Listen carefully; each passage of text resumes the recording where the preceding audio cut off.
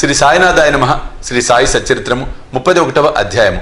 బాబా సుముఖమున మరణించిన వారు సన్యాసి విజయానంద్, బలరాం మాన్కర్, తాత్యాసాహెబ్ నూల్కర్, మెఘశ్యాముడు, పులి. ఈ అధ్యాయంలో బాబా సన్నిధిలో కొంతమందితో పాటు ఒక పులి కూడా మరణము పొందుట హేమాడ్ పంత్ వర్ణించుచున్నాడు.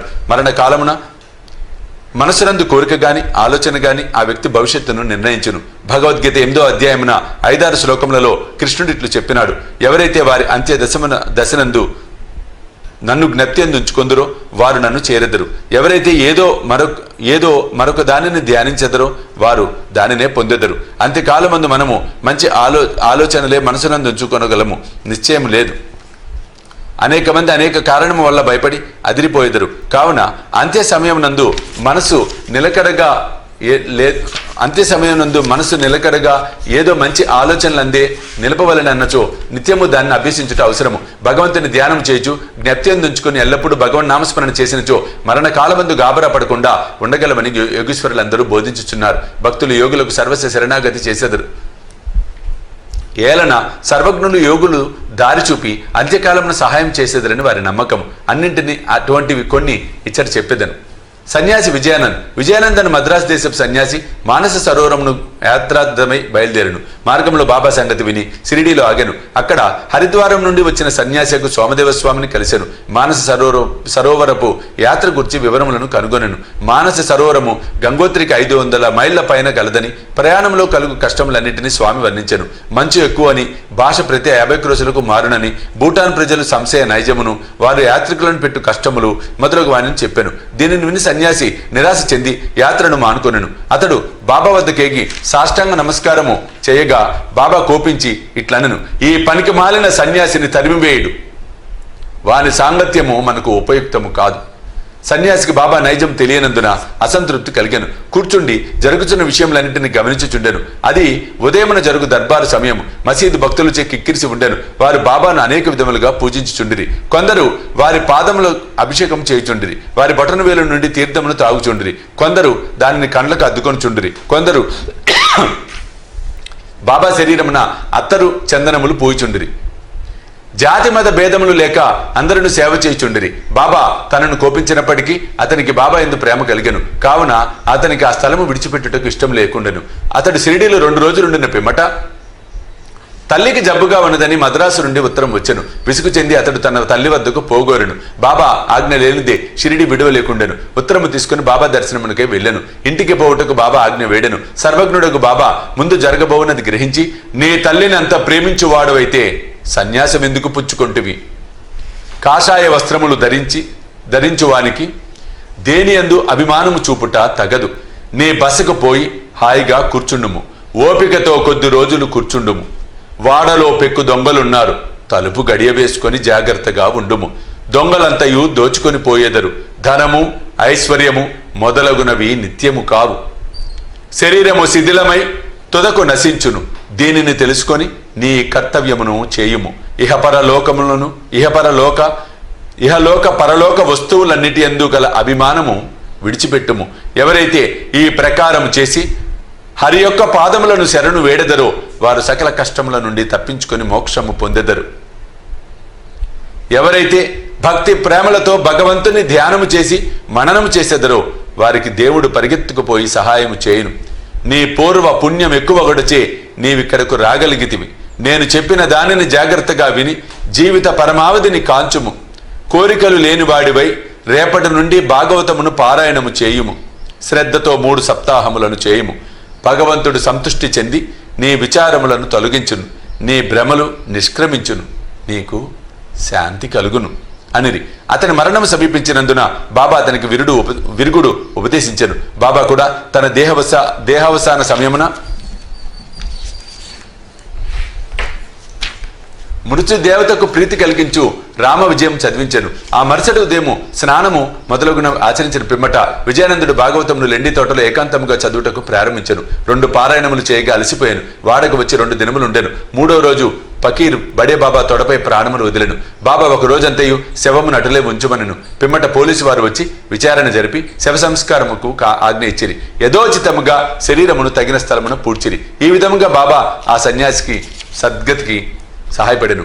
బలరాం మాన్కర్ అని గృహస్థుడు ఒకడు బాబా భక్తుడుగా ఉండెను. అతడి భార్య చనిపోయాను. అతడు విరక్తి చెంది కొడుకునకు గృహభారం అప్పగించి షిరిడీకి వచ్చి బాబాతో ఉండే వలన ఈ దిగువ రీతిని చేశాను. బాబా అతనికి 12 రూపాయలు ఇచ్చి సతారా జిల్లాలోని మచ్చేంద్రగఢ్లో ఉండమనెను. బాబాను విడిచిపెట్టి మచ్చేంద్రగఢ్లో ఉండుట అతనికి ఇష్టం లేకుండెను. కానీ ఇదే అతనికి మంచి మార్గమని బాబా ఒప్పించెను. అచట రోజుకు 3 సార్లు ధ్యానం చేయమనను. బాబా మాటలందు నమ్మకముంచి మాన్కర్ మచ్చేంద్రగఢ్నకు వచ్చెను. అక్కడ చక్కని దృశ్యమును, శుభ్రమైన నీటిని, ఆరోగ్యమైన గాలిని, చుట్టుపక్కల గల ప్రకృతి సౌందర్యమును చూసి సంతసించెను. బాబా సెలవిచ్చిన ప్రకారము మిక్కిలి తీవ్రముగా ధ్యానం చేయ మొదలెడెను. కొలది దినముల పిమ్మట ఒక దృశ్యము కనెను. సాధారణంగా భక్తులు సమాధి స్థితి యందు అనుభవములను పొందెదరు. కానీ మాన్కర్ విషయంలో అట్లుగాక చైతన్యముకు వచ్చిన పిమ్మట దివ్య దర్శనము లభించెను. అతనికి బాబా స్వయంగా కాన్పించెను. మాన్కర్ బాబాను చూచుటే కాక తనను అచట కేల పంపితివని అడిగెను. బాబా ఇట్లు చెప్పాను, షిరిడీలో అనేక ఆలోచనలు నీ మనసున లేచెను. నీ చంచల మనస్సునకు నిలకడ కలుగజేయవలనని ఇచ్చటకు పంపితిని. నీవు పంచేంద్రియములతో 3.5 మూరల మనిషిగా నన్ను భావించితివి. నేనెల్లప్పుడూ షిరిడీలోనే ఉండేదను అనుకుంటివి. ఇప్పుడు నీవిచట చూచిన నా రూపము షిరిడీలో చూచిన నా రూపముతో సమానముగా ఉన్నదో లేదో నిర్ధారింపు. ఇందుకే ఇచ్చటికి పంపితిని.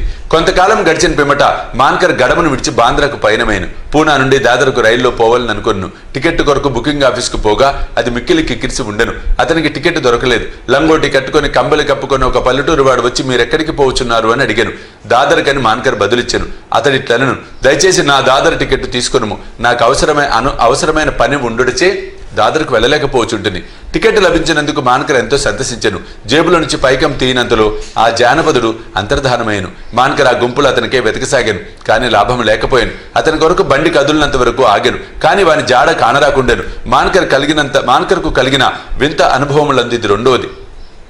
ఇంటికి పోయి వచ్చి తిరిగి మాన్కర్ షిరిడీ చేరెను. అప్పటి నుండి షిరిడీలోనే బాబా పాదములను ఆశ్రయించి ఉండెను. వారి సలహాలను అనుసరించి నడుచుకొని చుండెను. తుదకు బాబా సముఖమున వారి ఆశీర్వాదములతో ఈ ప్రపంచమును విడిచినందువలన అతడెంతో అదృష్టవంతుడని చెప్పవచ్చును. తాత్యాసాహెబ్ నూల్కర్ గురించి హేమాడ్ పంత్ ఏమీ చెప్పి ఉండలేదు. వారు షిరిడీలో కాలం చేసినారని మాత్రమే చెప్పవచ్చును. సాయిలీలా పత్రిక నుండి వృత్తాంతమును గ్రహించితిమి.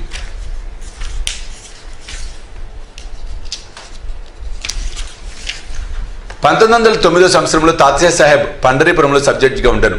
అప్పుడు నానాసాహెబ్ చందోర్కర్ అచ్చట మామలత్దారుగా ఉండెను. ఇద్దరు చాలాసార్లు కలుసుకొని మాట్లాడుచుండ్రి. తాత్యాసాహెబ్కు యోగులందు నమ్మకం లేదు. నానాసాహెబ్కు వారి యందు మిగుల ప్రేమ. అనేక పర్యాయములు నానాసాహెబ్ నూల్కర్కు బాబా లీలలు చెప్పి షిరిడీకి పోయి వారి దర్శనం చేయమని బలవంత పెట్టాను. తుదకు 2 షరతులపై నూల్కర్ ఒప్పుకొనను. అందులో ఒకటి బ్రాహ్మణ వంటవాడు దొరకవలను, రెండవది బహుకరించుటకు నాగపూర్ కమలాఫలములు దొరకవలను. భగవత్ కటాక్షంచే ఈ 2ను తటస్థించెను. ఒక బ్రాహ్మణుడు నానాసాహెబ్ వద్దకు రాగా అతడు వానిని తాత్యాసాహెబ్ నూల్కర్ వద్దకు పంపెను. ఎవరో గాని 100 కమలాఫలములను నూల్కర్కు పంపిరి.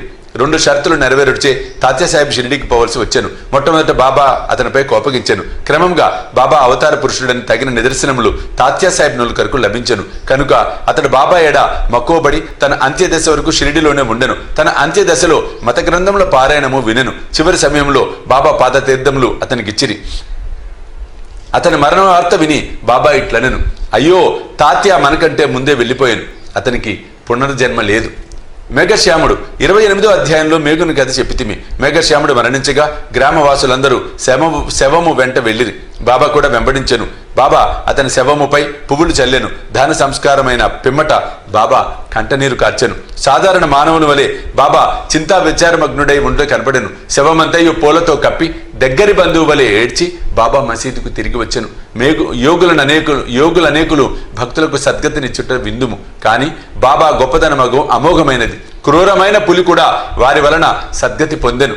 ఆ కథ ఇప్పుడు చెప్పేదను. పులి బాబా సమాధి చెందుటకు 7 రోజుల ముందు ఒక విచిత్రమైన సంగతి జరిగాను. ఒక నాటు బండి వచ్చి మసీదు ముందర ఆగాను.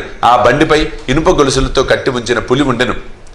దాని భయంకరమైన ముఖము వెనుకకి తిరిగి ఉండెను. దానిని 3 దూర్విషులు పెంచుచూ ఊరూరా తిప్పుచూ డబ్బు సంపాదించుకొనుచుండిరి. అది వారి జీవనోపాధి. ఆ పులి ఏదో జబ్బుతో బాధపడుచుండెను. అన్ని విధముల ఔషధములు వాడిరి. కాని వారి ప్రయత్నములు నిష్ఫలమయ్యాను.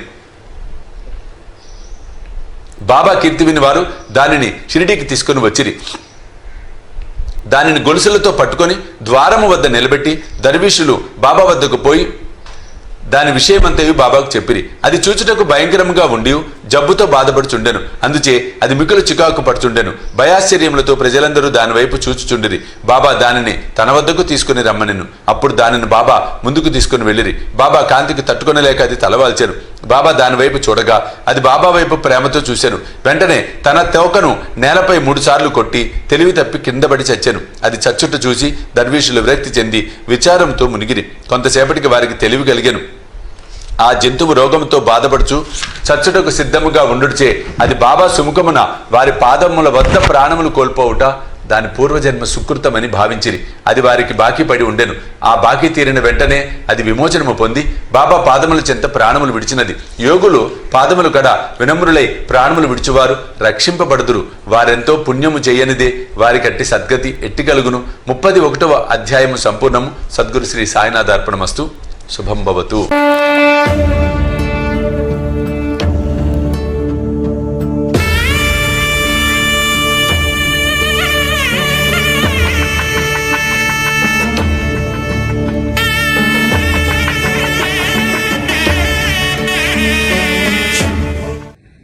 సాయి దివ్య రక్ష కవచ యంత్రానికి